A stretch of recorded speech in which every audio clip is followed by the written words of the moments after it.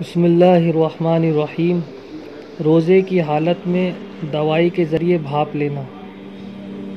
دیکھیے، بھاپ چاہے گرم پانی کی لی جائے یا کسی مشین کے اندر دوا ڈال کر بھاپ کو لیا جائے۔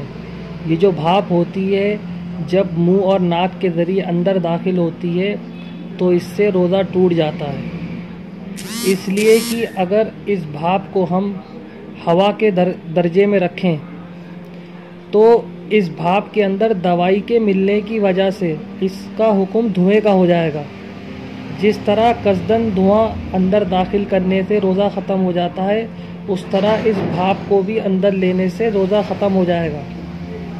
اور اس کے علاوہ بھاپ کے اندر خود پانی کے ذرات شامل ہوتے ہیں اور اندر جا کر ان کے پانی کے قطرات میں تبدیل ہونا ضروری ہے، اس لیے اس بنا پر بھی قصداً بھاپ لینے سے روزہ فاسد ہو جائے گا۔